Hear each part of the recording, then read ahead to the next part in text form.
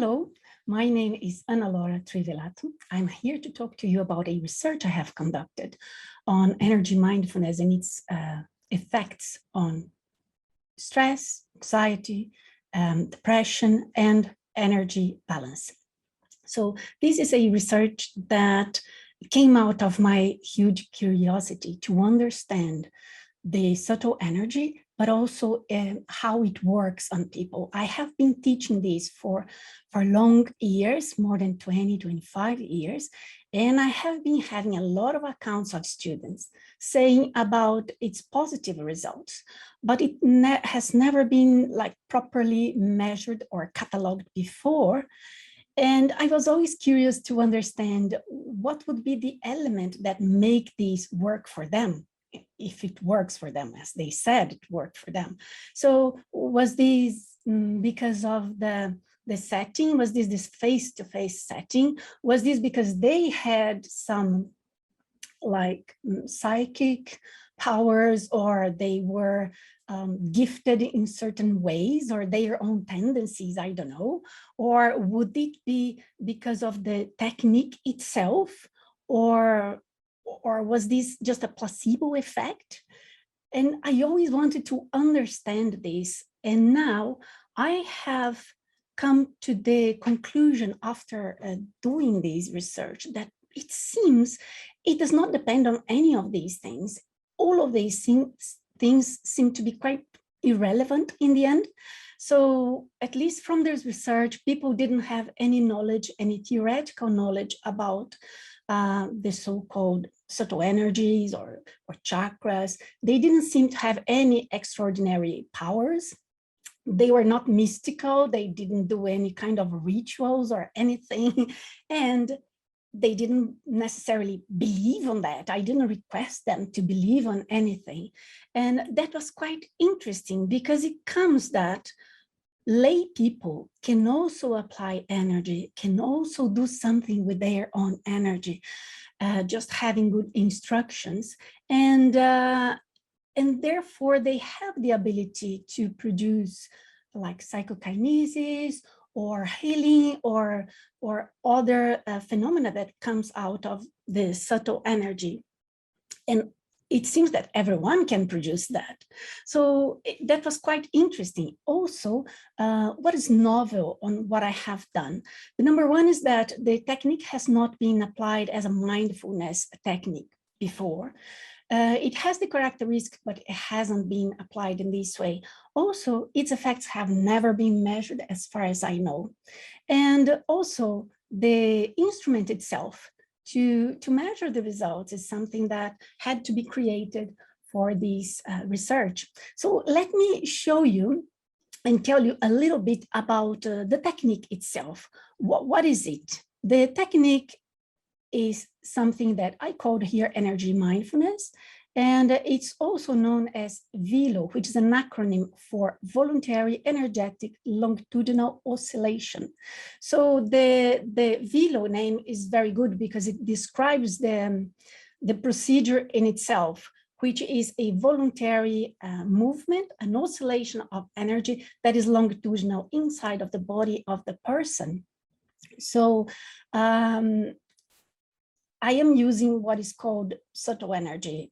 As you know, we still do not have a consensus in terms of the best name for that. So it could be bioenergy, biofield, or chakra energy, he or chi. They all refer to the very same thing that I am here naming subtle energy, just for simplicity.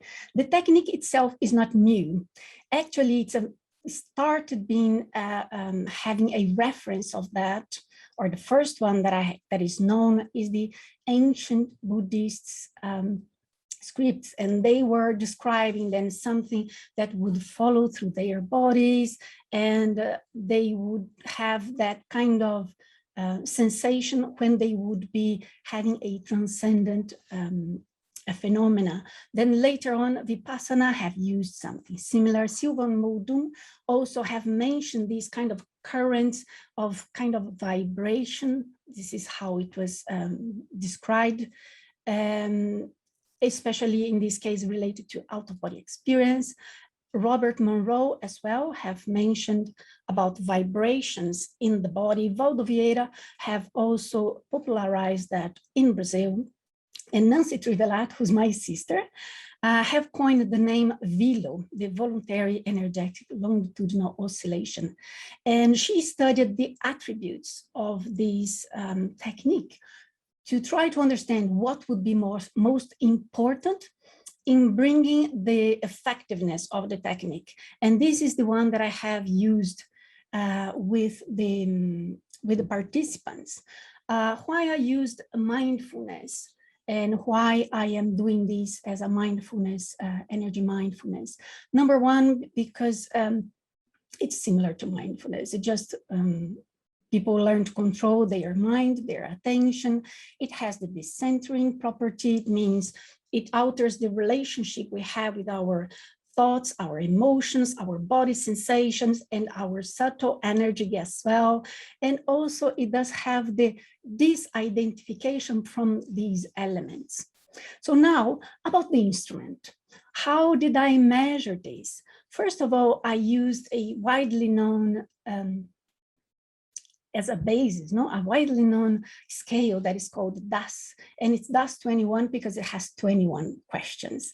It's 7 questions in each one of the different dimensions that it covers: depression, anxiety, and stress. This was a choice made because it's just simple. It is a measurement that has been validated over and over again. It has been used in many different languages. It's not perfect, but it was a good starting point because of its simplicity. Simple to use, to apply, and to score the results. Now, what I have done, and I have done alongside with my sister as well, with Nancy, was the creation of this scale, following the same pattern of the DAS.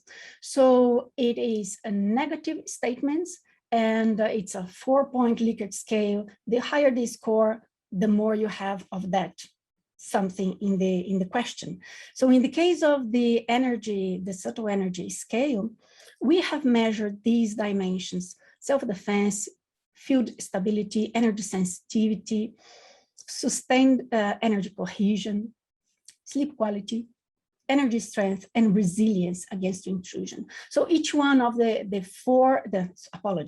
7 questions covered one of these areas.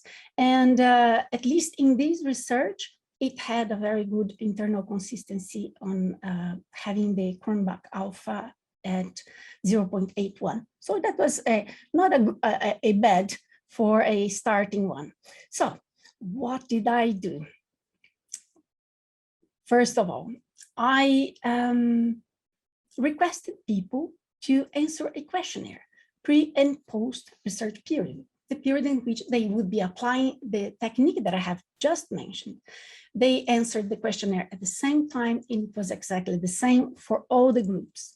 The practice, so all active groups, they performed the very same activity. So it was the same, at the same time, with the same instructions, same material.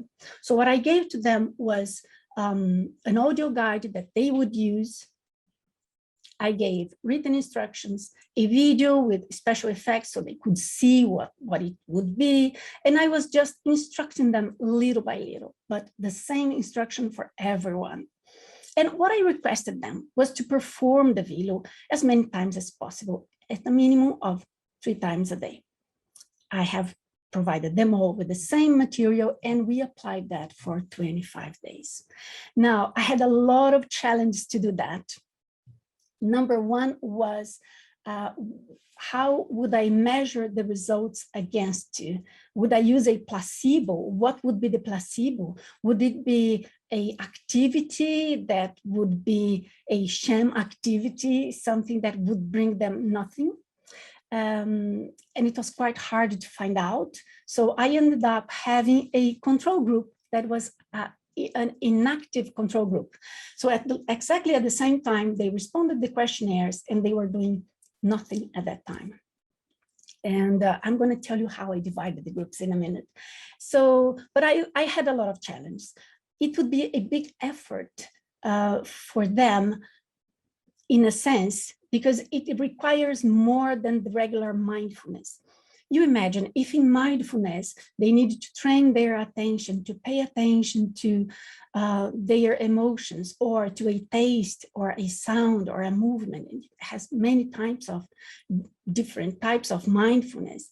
Imagine for them to pay attention to something that sometimes they don't feel, and for them it's quite abstract. What would be your subtle energy flowing inside of you? Anyway, it was a big effort for me as well, a kind of a challenge for me as well, because I had to instruct them with information enough for them to do it, but without too much.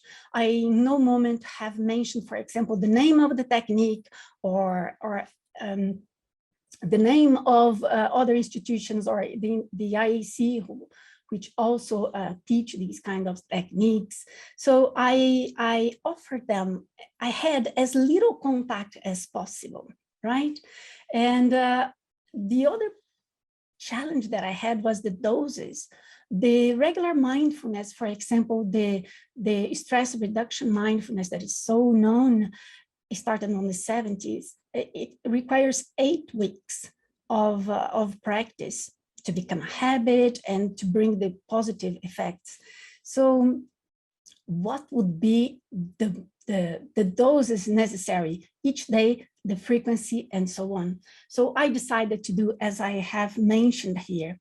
Now, what were the people that came to help me with this research? So a little bit on the demographics, nothing major, middle age, majority female. We had a good 30 countries participating, which is really good, even though 50% were from US, UK. It was in English, so kind of okay.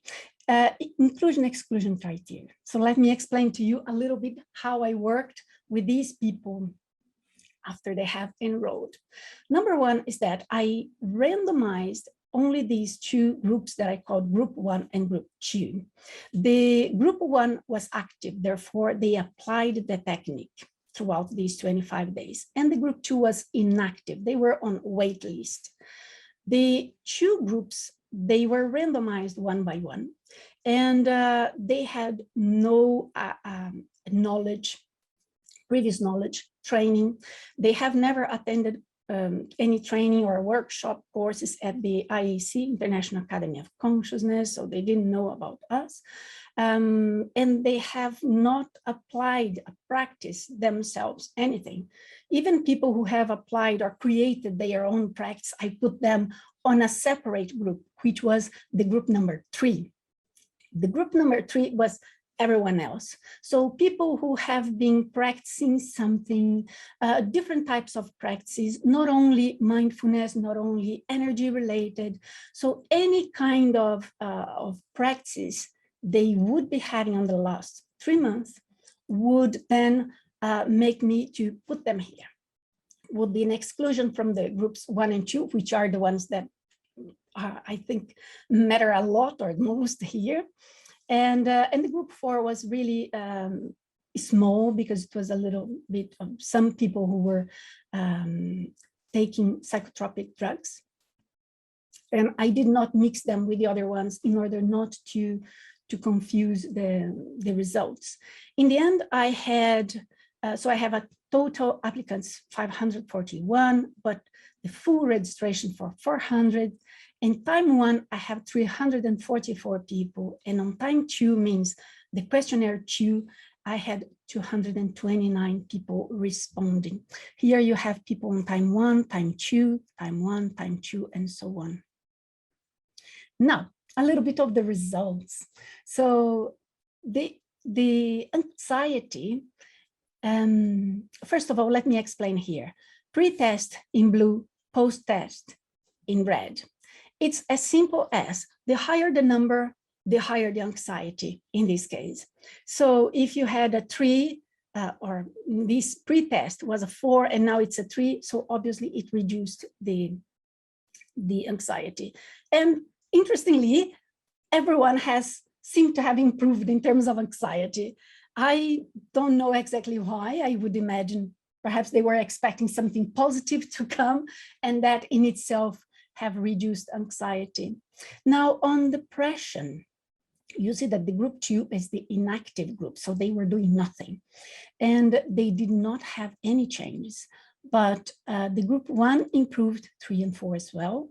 The group 3 had a significant improvement, statistically significant, and the stress was a similar result, where the group 3 also had statistically significant results or improvement in terms of stress.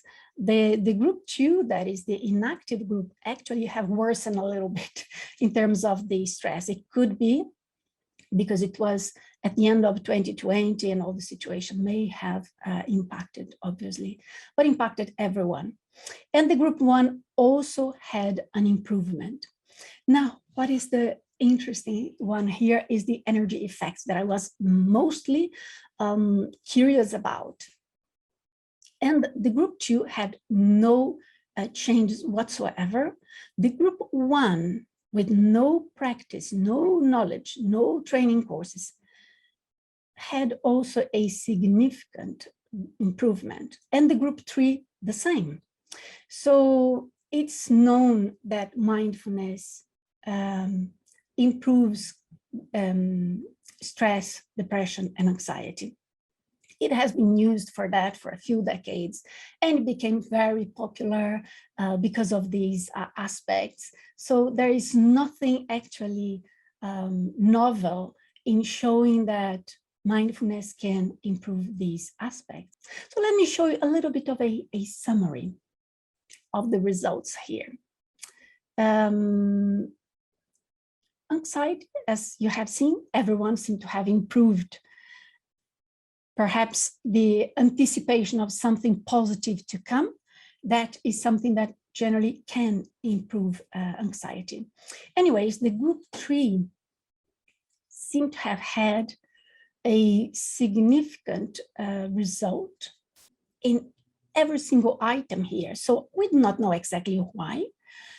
We can hypothesize that having experience, perhaps they already have trained their attention enough, and that then created better conditions for them to have better results on the energy mindfulness.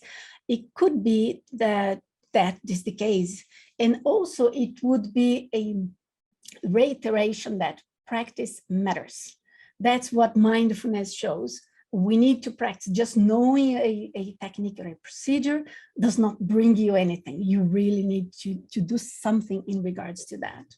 An interesting thing as well, when we talk about these people, is that they did practice in the previous month before the research period, but I have requested them to pause throughout the research period. So to avoid, having a combination of techniques, creating a different result and then distorting the results of the research in itself. But in any ways, it was very interesting.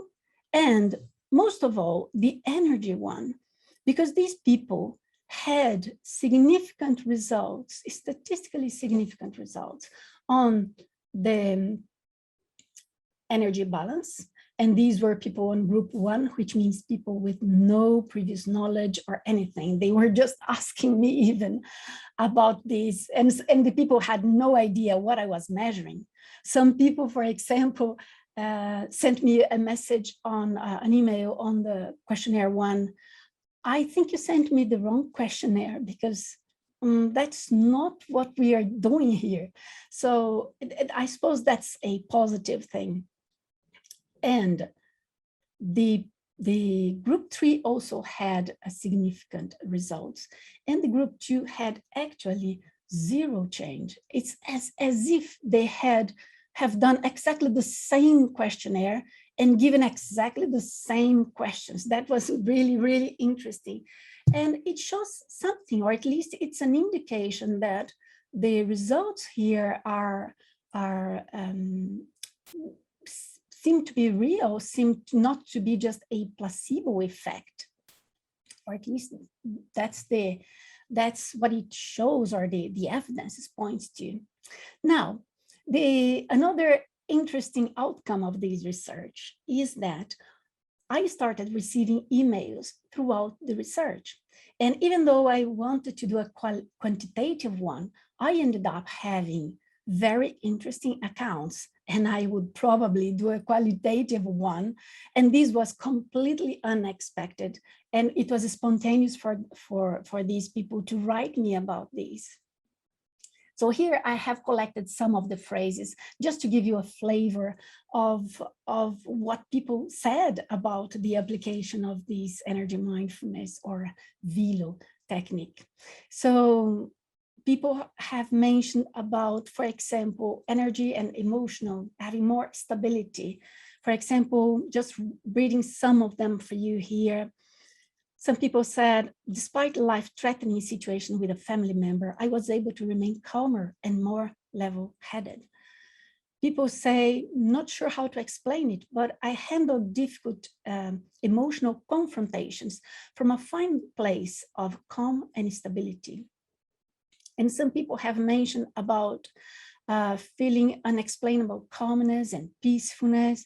So very interesting. This was another one that for me, it was very touching.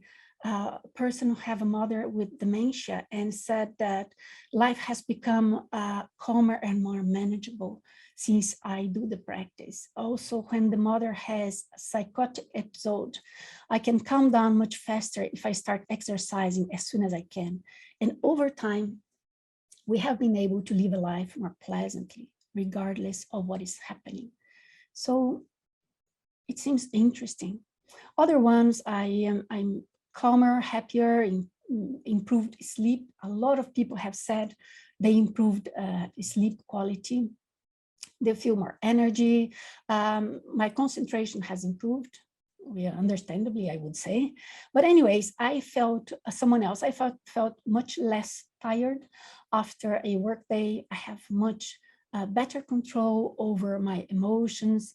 Some people say, that was interesting. I feel, and I was told I was behaving much more openly. I noticed much less fear talking about certain subjects, or whatever that is. It helped the person to stand their place, no? Anyways, when doing the sessions, that was longer, so people would feel, they would feel more disposed to help others. There were other phrases in relation to that. This person says, it just felt natural. I wasn't affected, and I wasn't affected by any person's mood or energy. So other people have mentioned the same. They felt like helping others was more natural. That was very interesting. Other results that people wrote to me about, and some have sent me their results, their medical results. One person with, for example, Hashimoto's, this person had Hashimoto's for almost 30 years and have to have my blood values checked constantly. 7 weeks ago, the values were very bad. I was, last Tuesday, I did the blood test and my doctor has just called me now to tell me that all thyroid values are in the green. I have never had such good values before. So something seemed to have improved in terms of physical health, which I did not measure, but it was very interesting. Rheumatic pain have decreased significantly from 5 to 6 to a number 2 in a scale of 0 to 10. Lower blood pressure, a few people have mentioned the same thing and have sent me some of their measurement. A lot of people have mentioned sleep improvement. People said, I would always wake up once or twice every night. I'm amazed every day because it doesn't happen now. How nice. I had forgotten how much good it felt. anyways, I had a lot of them. Some people talk about like well-being and happiness in general. Someone said, I had surgery 4 times this year, had no idea this practice would make me feel whole. I now go to bed feeling so good. I sleep without difficulty. Also, upon awakening, I feel awesome, peaceful, relaxed. So I had plenty of these. I know we don't have much time, but in any ways, people seem to feel happier and with more well-being in general. Some people have mentioned out-of-body experience without using the name. It seems connected to that. And there's plenty of people who have out-of-body experiences who describe also feeling this vibration or flowing of energy inside of their bodies. So some people have mentioned, like this person, after a few minutes of the exercise and while laying down, I felt my leg gradually lifting upward toward the sky. So I had to make the energy flow go up in an angle. Is that normal? So the person obviously did not know what was that. The person is describing something I know, but the person didn't. So another person, a few times my body would float, or I would feel myself leave the body and disentangle like dust particles. Anyways, was very interesting. Other ones had accounts, very exciting, and so on. Other people have mentioned feeling the vibration or the vibrational state, which is something, the vibrational state seem to be connected to that. Robert Monroe have mentioned this. Nancy Trivellato also has studied for 15 years the vibrational state, and it seems to be connected with the technique that I have measured here. And quite a few people have mentioned feeling the vibrations, but in a very positive way. So like people here saying after only 30 seconds, suddenly I felt like a huge vibration, first in my chest, then in the whole body. My body was gently shaking as if electricity was passing through me, but the feeling was very pleasant. That's the description that majority of the people would bring when they talk about the vibrations. That seems to be even induced by the VELO, that obviously I did not mention to any of the participants. And lastly, this one, which was very interesting from a 70-year-old subject. I have had a terrible struggle to understand the real me. I had no clue how to find the core me. Then last night I contemplated the question, who is the real me? Gosh, she just came to mind. I could feel her, see her. It made me joyful. This new insight is amazing. It has given me inner strength and a new perspective. It's odd how you leave that part of you, that part of yourself behind in the dust of every compromise you make with yourself. So it seems the technique can bring a little bit more than what I was just measuring. But in any ways, all of that needs to be better studied. I did not go into details on the qualitative aspects of the research, but it was quite interesting that so many people with no previous knowledge, no mystical abilities, no powers, they could do exactly the same. It seems, at least from this first pilot research, they did have some benefits out of that. And I think that's quite encouraging. I think and I hope this research can open new avenues for understanding the subtle energy through its effects. Thank you.